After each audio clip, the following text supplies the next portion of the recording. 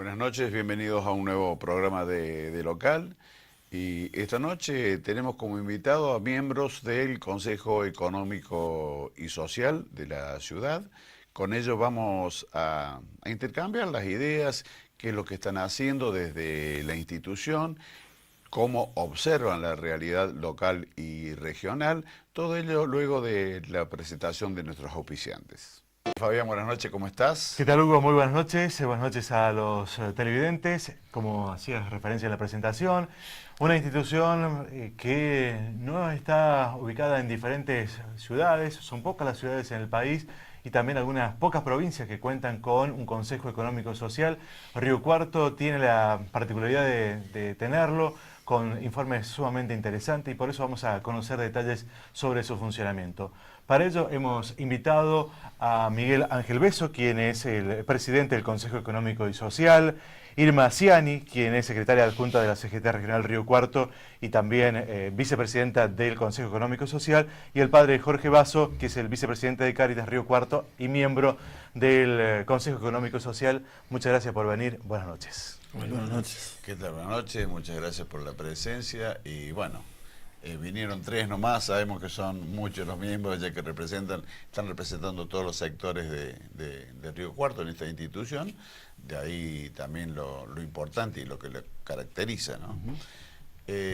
Miguel, a través de estos años, ¿hace cuántos años que tiene ya en vigencia la institución y cómo ha ido evolucionando? Sí, el Consejo Económico y Social de la Ciudad de Río Cuarto ha pasado los 4 años, perdón, 6 años. 6 años. Y los 6 años han sido muy ricos en crecimiento, sobre todo en la producción del Consejo Económico y Social, ¿no? Porque en la intensidad y la participación, las instituciones de Río Cuarto lo tienen como el espacio del diálogo social, la construcción de la concertación social y sobre todo el ámbito donde se puede pensar, como suele decir la Iglesia Católica, en la cultura del encuentro, ¿no? Es decir, el lugar donde, además de que existe la posibilidad de encontrarnos y no ser un ámbito de diferenciación permanente y de polémica, sino por el contrario, de coincidencias, pueden sugerirse, además de esta actitud de construcción permanente, políticas públicas que todos los sectores sociales entienden que son las mejores para la ciudad. Sobre todo en una mirada de mediano y largo plazo, porque como siempre decimos, el Consejo Económico y Social es un ente público que no es del Estado, y la mirada de mediano y largo plazo es la que nosotros podemos aportar, ya que el trabajo cotidiano y del plazo corto es de los gobiernos que naturalmente elige la gente. Y la evolución ha sido muy positiva, ¿no? Fíjate que llevamos en 6 años 4 libros publicados. No hay antecedentes en la Argentina de un trabajo de esta naturaleza, y ahora estamos haciendo una investigación que va a tener resultados en no mucho tiempo, sobre algunos de los disparadores fundamentales de la violencia que se vive en la sociedad actual, ¿no? En particular en nuestra ciudad. O sea que estos son muchos de los pasos que el Consejo, hay etapas en donde hay una fuerte producción y hay etapas donde se estudia, se dialoga con sectores sociales, además de los que están ya representados en esta multipresencia de opiniones, pero además de quienes toman las decisiones para decir hacia dónde va el Consejo, que son todas las instituciones de la ciudad. Irma, se analizan diferentes temas en el Consejo a lo largo de estos 6 años y, como decía Miguel, la publicación de 4 libros, pero en definitiva buscando algunos aspectos centrales para estar modificando la idiosincrasia de la ciudad fundamentalmente. Sí, yo creo que es importante lo que decía Miguel, porque en el Consejo están nada más y nada menos que representadas todas las instituciones de Río Cuarto. Entonces, cada una tiene su mirada particular y general sobre las distintas problemáticas de la ciudad. Cuando nosotros abordamos algunas de esas problemáticas para estudiarlas y producir conocimiento sobre esa problemática, para que la sociedad, pero específicamente quienes estén a cargo de los gobiernos, generen las políticas públicas que hacen falta para resolver esas problemáticas, es porque hemos arribado a un consenso. Entiendo que es muy importante en épocas de crisis como la actual o algunas que ya hemos pasado, que todas las instituciones de Río Cuarto sean capaces de reunirse y consensuar para que se generen políticas públicas que puedan resolver esas problemáticas que pueden ser políticos sociales, que tienen que ver, por ejemplo, como en nuestro caso, que yo represento a la CGT, problemáticas que tienen que ver puntual y específicamente con el sector de los trabajadores. Así que entiendo que la labor de un Consejo Económico y Social es sumamente interesante para cualquier sociedad y que es una pena que realmente la experiencia de Río Cuarto no se replique en otras provincias y en muchas localidades del territorio nacional también. Así que bueno, es una experiencia que ojalá cada vez sea más conocida, esta experiencia de Río Cuarto, y haya quienes tomen la posta y sean capaces de trabajar como hacemos nosotros, trabajar para mejorar con políticas públicas las problemáticas sociales de las ciudades o de las sociedades. Padre, yo entiendo que esta producción del Consejo Económico y Social de alguna manera es un diagnóstico el que ustedes hacen, elaboran y ponen en conocimiento de quienes toman las decisiones para que genere una herramienta de política, para que accionen. ¿Ustedes sienten que tiene esa repercusión? Es decir, que el diagnóstico, todo el trabajo que ustedes realizan en la recolección de datos, la información esa, ¿tiene repercusión para que en la ciudad se esté llevando a cabo las transformaciones necesarias para paliar, por ejemplo, esos diagnósticos? Sí, los temas que nosotros abordamos tienen impacto en la sociedad.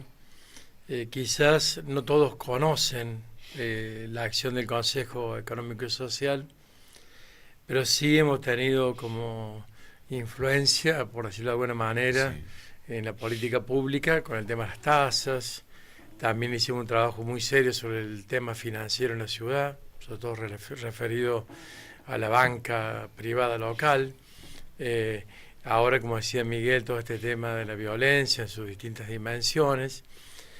Quizás el Consejo tiene, digamos, una penetración más lenta, porque no busca, digamos, estar en el flash permanentemente, sino elaborar la mediana y larga instancia, digamos, de la vida pública, ¿no? Entonces, las políticas hoy no se pueden resolver en 4 años o en 8 años, sobre todo cuando son tan complejas y donde hay tantos actores que algunos aportan verdaderamente a la sociedad y por allí otros pareciera ponerle un poco palo en la rueda, ¿no? Claro. Nuestra mirada en el Consejo es encontrarnos, pensar juntos, tenemos diferencias en algunos puntos de vista, pero nos hemos puesto de acuerdo en puntos esenciales, ¿no? Como la valoración de la vida, la valoración del trabajo, la valoración de la educación, la valoración de las instituciones, el servicio de la sociedad, ¿no? Y cuidando mucho siempre no partidizar nuestro espacio, ¿no? Sino que tenga una mirada más amplia y que sea representativa, digamos, del pensamiento de las instituciones.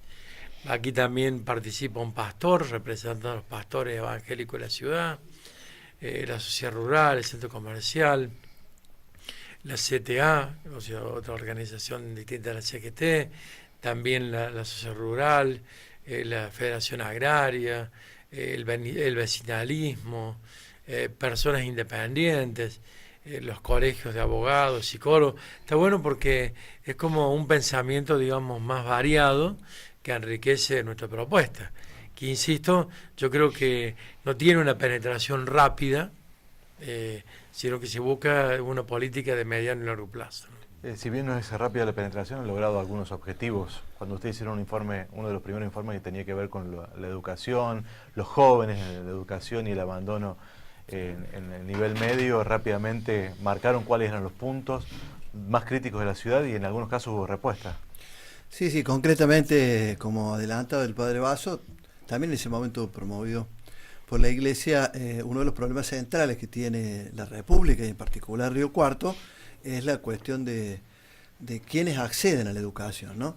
El Consejo Económico Social ha hecho un estudio profundo en toda esta etapa, de los últimos, sobre todo los últimos 3 años, sobre la pobreza, pero no medida como lo hace el INDEC, sino medida con un criterio de multidimensionalidad. Entonces, no es solamente mirar cuánto gana una persona y en función de eso, si es pobre o está bajo la línea de pobreza o por encima, sino mirar distintas dimensiones que nos permiten ubicar en qué realidad está Río Cuarto. No el Río Cuarto que soñamos todos y para el cual hay que hacer cosas para contribuir al Río Cuarto que soñamos, pero sí mirado de las instituciones qué cuestiones son centrales para cambiar estas cosas que parece que no anduvieran, ¿no? Que le ponen límites al desarrollo personal de los riocuartenses, al desarrollo colectivo. Y bueno, por ejemplo, la investigación sobre la pobreza multidimensional a nosotros nos dio un dato muy interesante, entre los cuales está este que decís vos, ¿no? Que el primer informe del Consejo Económico y Social dijo que la mitad de los riocuartenses no terminaban la secundaria. Esto afectaba fuertemente el desarrollo y sobre todo es multiplicador por minuto de la pobreza. Quien no termina la secundaria, luego cuando llega a la etapa de producción, 35, 36 años, hay un fuerte número de estas personas que pasan a engordar los bolsones de pobreza, porque no logran conseguir un trabajo digno para desarrollar y mantener sus familias, que es el objetivo de analizar estas cosas, como decía el padre, ¿no? Hay un centro de objetivos del Consejo, que es el sentido humano que tiene vivir en la sociedad. Y esto del 50% que no termina la escuela secundaria, por ejemplo, es un aspecto de la pobreza multidimensional. Uno dice, ¿forma parte de esta pobreza del ingreso? Posiblemente no. En Río Cuarto estamos en un 31, un 32% de pobreza si lo medimos solamente por los ingresos, pero si nosotros miramos lo multidimensional nos encontramos con un 53% que tiene o pobreza en muchos aspectos de su vida, o la mayoría, o una pobreza parcial. ¿Qué sería una pobreza parcial? Una persona que puede trabajar, que tiene un buen ingreso, pero que paga un alquiler porque no tiene vivienda, por lo tanto su ingreso queda reducido posiblemente al 55-60% de lo que gana. O puede pasar que tenga ingreso, tenga vivienda, pero no haya logrado tener educación, por lo tanto los trabajos, si queda en algún momento sin seguir trabajando en la empresa que estaba, y cuando sale a buscar trabajo tiene más de 45 años pero no tiene estudios, tiene una fuerte limitación, y esto de no tener estudios tiene que ver con aquella primera investigación que decía, pero repercute en el desarrollo, si uno lo mira desde la pobreza multidimensional, que muchas veces uno cree que no es tanta, pero en verdad Río Cuarto tiene un 45% de las personas que tienen cubierto todas sus necesidades, ¿no? Cuando te lo responden los riocuartenses en los estudios, no lo decimos nosotros solamente. Entonces, al Consejo le preocupan estas cuestiones de fondo, que bien decía tanto el padre como Irma, hacia dónde tenemos que ir con un sentido humano para que se sientan integrados distintos sectores, que si no se sienten integrados, naturalmente no forman parte de un proyecto de desarrollo en donde el sentido humano pierde la vigencia que pretendemos todos que tenga, que es la vigencia de la vida de cada uno de nosotros, ¿no? Hace algunos programas atrás hicimos tocamos el tema de la pobreza y casualmente analizábamos esto de cuantificarlo a través de niveles de ingresos, que dicen y no quieren decir mucho. Es un indicador, pero hay que saberlo leer.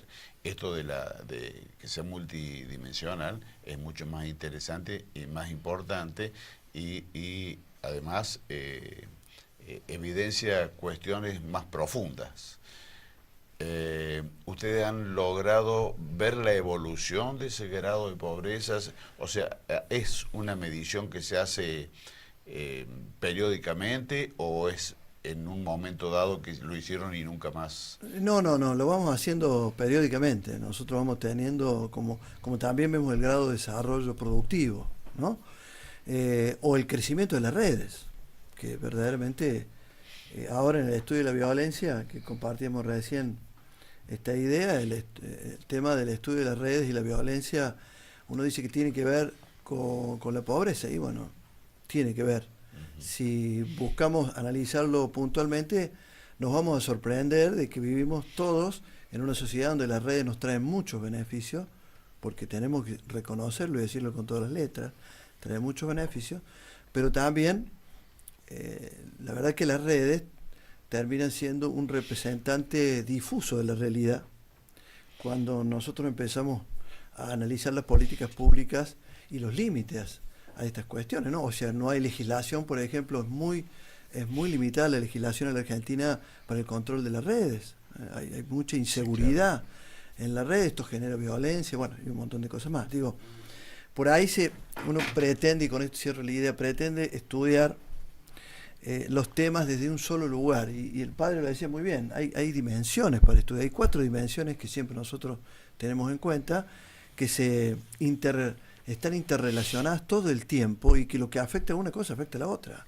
De manera que mirar el desarrollo de la ciudad es mirar cómo está la persona para desarrollarse individualmente, pero dentro de un proyecto colectivo donde todas las cuestiones que impactan en la vida social, en el contexto social y económico, afectan bien o mal a las personas.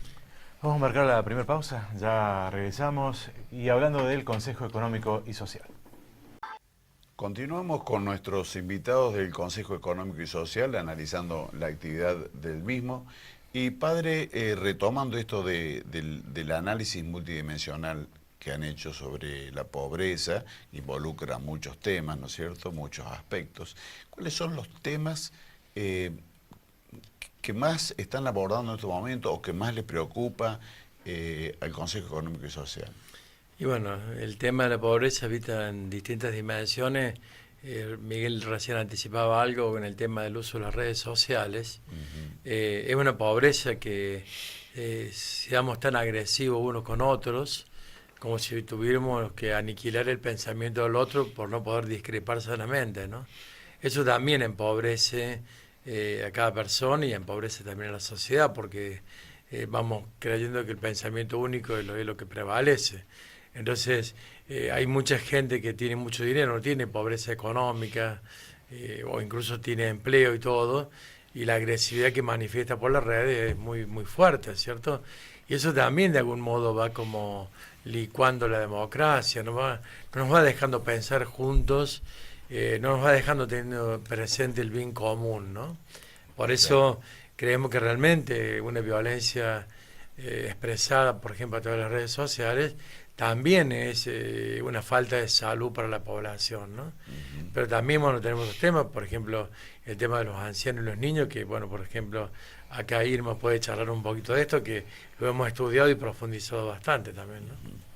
Sí, retomando el tema de las redes sociales, nosotros hemos medido qué cantidad de tiempo las personas en un año están frente a las redes, por ejemplo el WhatsApp, y son 48 horas, ¿no? Días, 48 días anuales está medido que están utilizando el WhatsApp. 48 días de 24 horas. Claro, por Sí, supuesto. sí. Esa sería la medición que tenemos, ¿no? En un informe porque son muchos los temas que vamos tomando en el Consejo. Eso significa que si estuviese utilizado para crecer, para la educación, para la cultura, sería fantástico, pero la mayor parte del tiempo se utiliza para la agresión. El WhatsApp se utiliza mucho en las instituciones educativas, sobre todo en el nivel secundario, para el bullying, donde hay chicos que dejan de ir o se cambian de colegio porque no pueden sostenerse dentro del grupo que le corresponde, debido a que son agredidos permanentemente, o que son agredidos y amenazados, y entonces se encuentran tan solos que los padres tienen que buscar el cambio de ese alumno a otros colegios. Bueno, esto sería en el caso de las redes, y el padre señalaba el tema de los adultos mayores. El tema de los adultos mayores nosotros no quisimos detenernos en la única problemática de a qué geriátrico lo mandamos y cuál funciona mejor, porque se planteó así en la sociedad, a ver si los geriátricos funcionaban bien o si eran bien atendidos o qué problemáticas tenían, y se hizo manifiesto, inclusive nos visitaron en nuestro consejo para mostrar de qué manera estaban funcionando algunos geriátricos. Pero la problemática es mucho mayor y mucho más amplia, y realmente es bueno que nosotros hayamos podido incursionar en ese espectro tan amplio y saber, por ejemplo, que la mayoría de los adultos mayores están solos. Hay un porcentaje, yo no soy muy bueno, pero Miguel me ayuda, el 40% de los adultos mayores están solos. Y eso es una realidad incontrastable, no la podemos negar en la ciudad. ¿Y de qué manera se pueden generar políticas públicas a través de nuestros informes o de otras informaciones que también pueden llegar para hacernos cargo de un problema que es de todos? El adulto mayor es un problema de todos, y también el problema de los niños. Un niño que no se educa, que no tiene acceso a la cultura, a los bienes culturales, también, aunque tenga un bienestar económico, es un niño pobre, porque no solamente comiendo todos los días y las 3 comidas y teniendo todas las necesidades cubiertas, pasa como en los adultos mayores. Hay niños que están muy solos y que tienen acceso a ir a una institución educativa, pero no están contempladas otras necesidades de los pequeños. Así que nuestros informes dan cuenta de ello. Por eso decimos que la pobreza es multidimensional. Seguro. No es solamente no tener dinero, seguro, no tener 3 comidas diarias o no tener educación. Hay que ver cómo le llegan esos bienes sociales a los niños y a los adultos mayores. Claro, y otro aspecto de la salud también, ¿no? Bueno, el tema de la salud es gravísimo. Importantísimo. Discúlpenme una preguntita para aclarar. ¿El 40% están solos en una institución geriátrica? No. El 40% de las personas adultos mayores viven solas. Puede ser que viva solo en un geriátrico, puede ser que viva solo en su casa. Pero fíjate vos que es un tema, el de la soledad, es un tema que se manifiesta permanentemente como fenómeno social, ¿no? Pasa en los adultos mayores, pero la tecnología ha ayudado a que haya más gente que vive mucho tiempo de su vida en soledad, pero también hay mucha gente que no se siente inserta en la sociedad, no siente que tenga un lugar en la sociedad. Entonces, los teléfonos, con sus WhatsApp, como decía Irma, han venido a hacernos creer, además de ser buenos para uno avisar que a qué hora llega el programa y todo eso, o a qué hora llega a trabajar, o a qué hora va a comer con la persona que se tiene que juntar, que para eso es bueno, pero la tecnología nos hace creer que estamos siempre acompañados, las 24 horas. Entonces, lo que estamos siempre acompañados porque tenemos un WhatsApp o un Facebook. Claro, pero estamos aislados del Claro, resto. lo que ocurre es que eso va generando un agotamiento de las neuronas, que esto también es fácilmente comprobable, y ese agotamiento provoca irritabilidad. Nosotros solemos conversar en las reuniones de coordinación que hay un autor muy conocido que habla de la sociedad del cansancio. Si uno se mira a sí mismo todos los días cuando termina la actividad y se nota muy agobiado, muy cansado.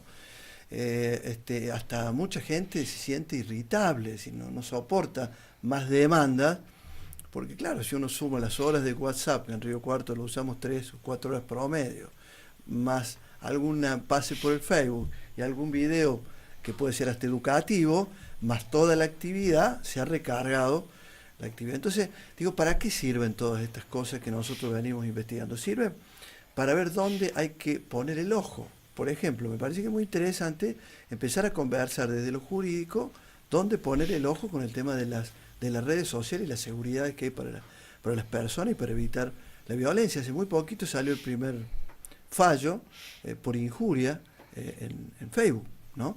Pero hay muy pocos, hay muy pocos.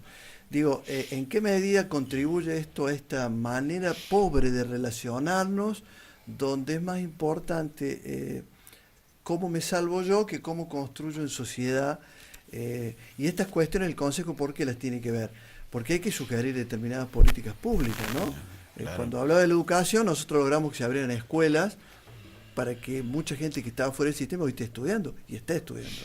Pero como este problema, hay otro conjunto de cuestiones que nos sirven para sugerir políticas públicas. Para eso sirve, y darle un sentido humano a estas políticas públicas, porque a veces uno tiene la sensación de que hasta la propia democracia está afectada, no solo por lo que decía el padre, que se va como perdiendo consistencia la democracia, sino que vemos que la participación ya es ínfima. Creo que ningún partido político ha tenido elecciones internas, por ejemplo, en lo institucional. Cuando no hay posibilidades de participar, de sentirse protagonista, de construir con los demás, ¿qué lugar se le da a la gente, al hombre común, a la persona común? ¿O será una democracia de espectadores esta, donde están los que protagonizan y el resto mira y se posiciona desde un lugar diferente? Digo, Nosotros- preguntas, ¿no? Nosotros lo decíamos- El político además contribuye, ¿no? Claro. El político, la clase política está contribuyendo para ese deterioro de esa imagen, ¿no? Cuando nosotros abordamos el tema del estado financiero de los bancos Río Cuarto, hicimos una convocatoria a los 21 legisladores nacionales por Córdoba y solamente nos respondieron 2, un senador y un diputado. Y entonces en el Consejo Económico charlábamos que si esta es la respuesta que le dan a 18 o 20 instituciones reunidas en un consejo, ¿cómo será la respuesta que le dan a cada ciudadano individualmente? Y viene un poco a reforzar esto que Miguel dice, que hay como un alejamiento de la gente que nos dirige en cualquier instancia, sobre todo política, del ciudadano común, ¿no? No es sencillo juntarse a hablar con alguien que legisla a favor nuestro, alguien que se siente representándonos, y muchas veces el ciudadano no se siente representado en eso. Bueno, digo, me parece que en este sentido también se va empobreciendo la democracia argentina, y también eso es generador del cansancio que hablaba Miguel. Yo tuve la oportunidad en esta Semana Santa de confesar muchas horas, más de 20 o 30, y el cansancio es generalizado en la gente, ¿cierto? E incluso frente al acto electoral, como no saber qué rumbo tomar, ¿no? No saber qué decidir. Y ese interrogante genera también de algún modo incertidumbre y violencia hacia afuera y hacia adentro de la casa, ¿no?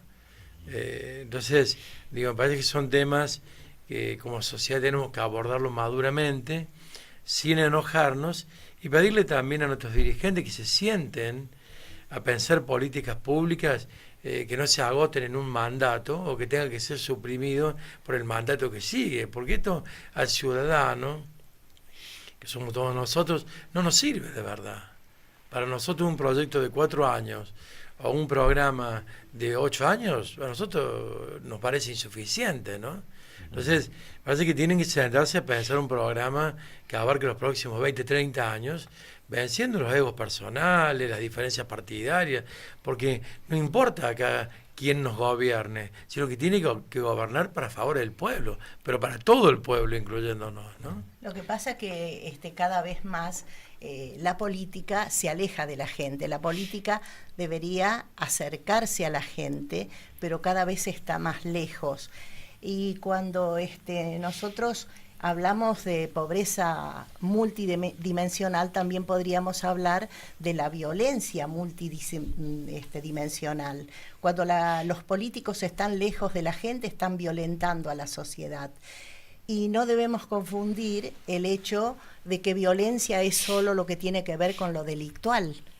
Todo lo que violenta a la persona humana es violencia, Podemos decir femicidios, violencia de género, podemos hablar del bullying, que es violencia, podemos hablar de violencia laboral, por ejemplo, dentro de los lugares de trabajo de las personas, que a veces se les hace insostenible permanecer porque el trabajo en sí mismo, como está diseñado, o el tiempo de trabajo, a veces el tiempo de trabajo o el periodo de trabajo que tiene una persona hace que termine su día sintiéndose violentado en sus derechos. Cuando no tienen paritarias, por ejemplo, también es una forma de violentar a un trabajador. Así que no solo es violencia lo que está configurado dentro de lo que es el delito en una sociedad, sino todas esas otras cuestiones que violentan a la persona. Ya seguimos charlando sobre el Consejo, vamos a marcar una nueva pausa, ya regresamos. El elemento del Consejo Económico y Social es uno de los temas. Padre, usted lo hacía referencia, y obviamente Irma y Miguel, sobre uno de los temas que se está tratando, tiene que ver con la violencia. ¿Cómo se hace para consensuar en una, y usted hacía referencia de las redes sociales, de la violencia que hay, la fractura en la sociedad por esta famosa grieta a nivel nacional? ¿Cómo se hace para analizar el tema de la violencia cuando hay diferentes actores conformando el Consejo Económico? Y estamos en un problema serio porque cuando en una casa, en una familia, no se puede hablar de religión y de política, y solamente podemos hablar de las artistas, de las vedettes, del fútbol, estamos mal. Ya desde ahí estamos mal. Yo en la parroquia le he pedido, por ejemplo, a la gente que va a la parroquia, que si no hablan de política y religión en la casa, no vayan más a misa. Porque muestran el marco, digo, de inmadurez en el diálogo y en el compromiso por sostenerse bajo el mismo techo. ¿De qué estamos hablando? Padre, la realidad es esa. Bueno, por eso, pero fíjate, si nosotros queremos ir a lo social, tenemos un primer lugar donde se supone que nos queremos, que nos amamos, que nos cuidamos, que nos protegemos, y entonces Están peleados. Claro, hablamos a veces de los temas tabú, así como si fueran, los oscurantistas, la iglesia que tapa. Y esto lo pasa todos los días nosotros. O sea, el tabú de hablar de religión y de política en la casa, después se vuelca en la sociedad, pero de una manera multiplicada, ¿no? Entonces, si una persona no es capaz de dialogar en su casa, ¿cómo puede estar habilitado para dialogar en la sociedad?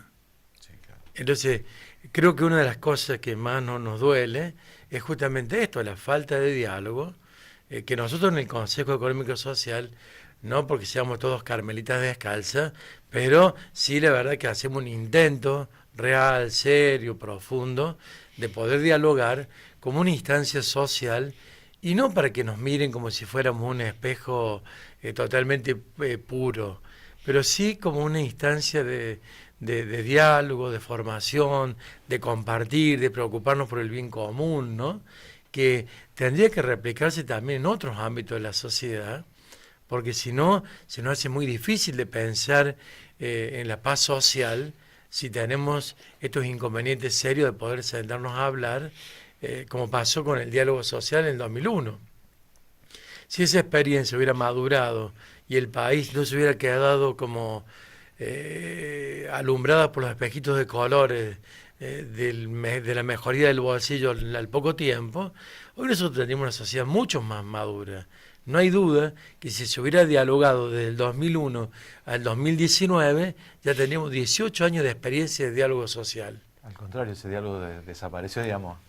Por eso digo, de blanco y negro, digamos. Y esto es lo que preocupa realmente, ¿no? Que a veces no aprendemos de nuestras experiencias históricas, ¿no? Sí, Bueno, pero también es un ejemplo. tema generacional, Sí, por porque supuesto. en una familia es muy difícil hablar con los jóvenes, porque de la manera que ellos reciben el mensaje es muy diferente a cómo recibimos los adultos, que podemos seleccionar un poquito qué está pasando con el mensaje.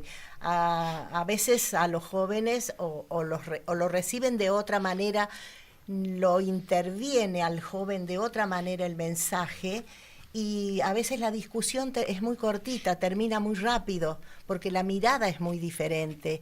En una familia donde generacionalmente hay padres de mediana edad o abuelos o jóvenes que están en el secundario o en la universidad, el diálogo se hace difícil porque las miradas son distintas, porque los mensajes los analizamos de maneras diferentes. Aparte, las experiencias son diferentes.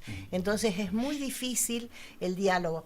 Yo estoy absolutamente de acuerdo con lo que decía el padre, pero tendríamos que trabajar más como sociedad a través de las distintas organizaciones o de los medios para ver de qué manera podemos decodificar lo que nos están diciendo y a ver si llegamos a acuerdos, sobre todo en lo político. ¿Por qué creen ustedes que son un ejemplo de lo que debería ser muchas cosas, por ejemplo, de trascender dos gobiernos de distintos signos? Bueno, que las tan famosas políticas de Estado que no existían nunca en sí, nuestro sí, país, yo creo que es muy importante que en Río Cuarto, tanto el gobierno anterior como el actual, le den un lugar al diálogo social. Porque tampoco van a encontrar en Río Cuarto grandes títulos donde haya agresiones entre las instituciones más fuertes de la ciudad. Eso no se da en todos lados. Digamos, es un valor incorporado a partir de lo que decía el padre Basso y lo que decía Irma.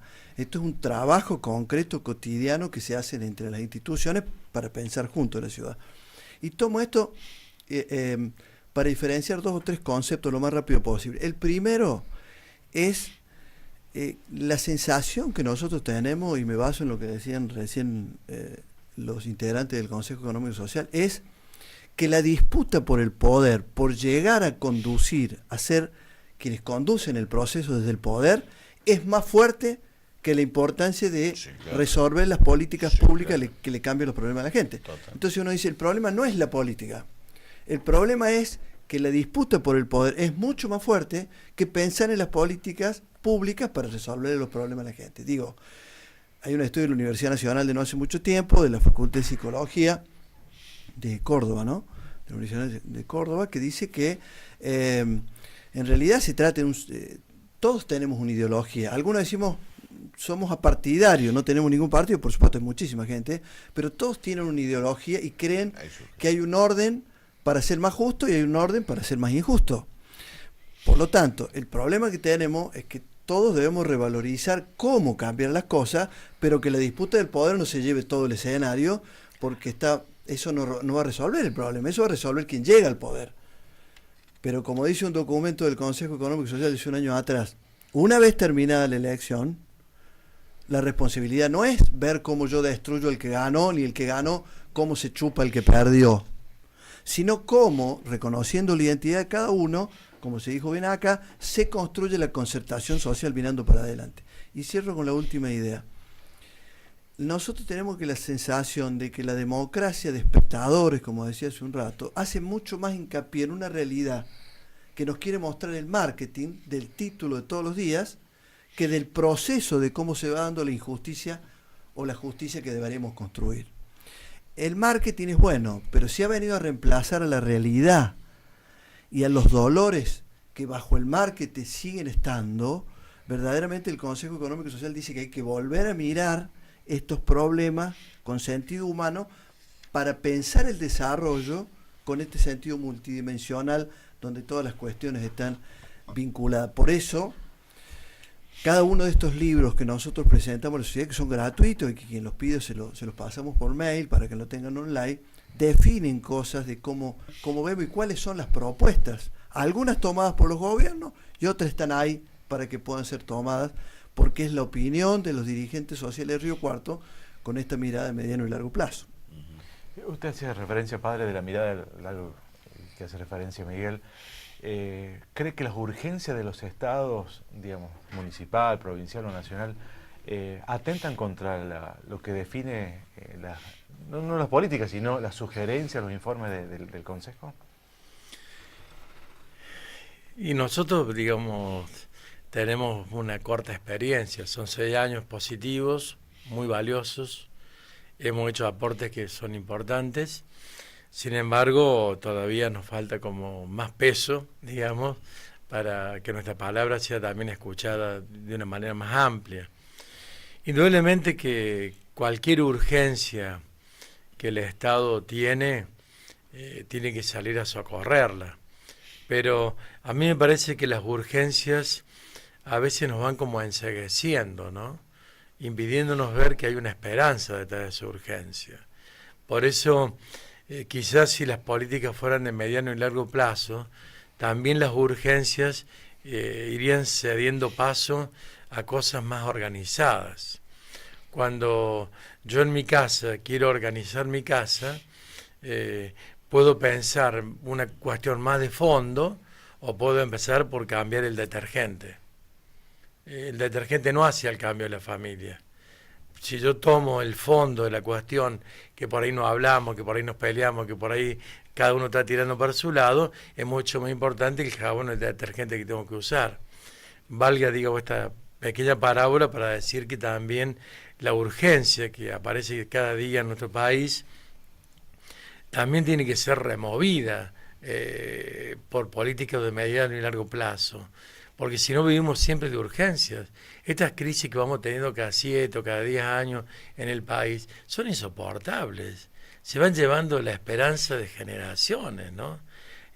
Yo digo, ¿por qué hay tantos ACV? ¿Por qué hay tanto estrés? ¿Por qué hay tanta locura en la sociedad? Porque estamos respondiendo siempre a las urgencias. Y las urgencias son urgencias y hay que atenderlas. Pero me parece que también la capacidad de la inteligencia humana tiene que abrirse un poco más y mirar no solo el hoy, el ya, el solucionar la cosita ahí chiquitita, sino mirar un poco más ampliamente hacia el futuro, porque si nosotros a esta generación no le vamos sembrando una expectativa de un país nuevo, de un diálogo social, si no vamos sembrando la esperanza de que sean mejores ciudadanos, y las generaciones de acá 15, 20 años van a ser iguales que nosotros o peores que nosotros. Por eso nosotros tenemos la responsabilidad de sembrar esperanza y sembrar también responsabilidad ciudadana. Y esto abarca tanto a los dirigentes como también a los ciudadanos a pie, ¿no? Sí, yo creo que en ese sentido es bueno decir que más allá de que por ahí los logros todavía no estén palpables acerca del trabajo que nosotros estamos realizando como consejo, no sentimos frustración alguna. Lo que estamos es pensando que en algún momento alguien va a tomar esos informes del consejo, porque si bien son informes y no determinan, sino que orientan para crear políticas públicas. Eso no nos produce una frustración, sino las ganas de seguir trabajando. Como por ejemplo cuando hicimos el libro acerca de la situación financiera, dónde van los recursos financieros. Es un libro que creo que lo debo haber leído 15 veces, porque en realidad cuesta entender cada cosa para quien no sabe de economía, pero saber cómo se debe redistribuir la riqueza, saber cómo tener en cuenta lo que significan las economías regionales. Un político debería tenerlo a su derecha cada día para saber qué es lo que puede hacer para acercarse a la gente y para generar el bien común del que tanto habla el padre Basso. Entonces esto es lo importante. Eso es el desarrollo. Se nos ha agotado el tiempo. Muchas gracias por venir. Se van a llevar un presente, un Malbec de Supermercado San. Gracias. Muchas gracias. La última pausa, ya volvemos. Nosotros los que tenemos que juzgar el programa, pero me parece que hay ha sido interesantes reflexiones sobre la situación cotidiana al margen de la actividad que realiza el Consejo Económico y Social. Exactamente, pareció un programa muy interesante para analizar las actividades que llevan a cabo y de mucha reflexión. Claro, buscar los consensos dentro de todas las instituciones que tienen miradas diferentes sobre una situación. Así es. ¿Nos vamos? Nos vamos hasta la próxima semana. Gracias. Buena semana.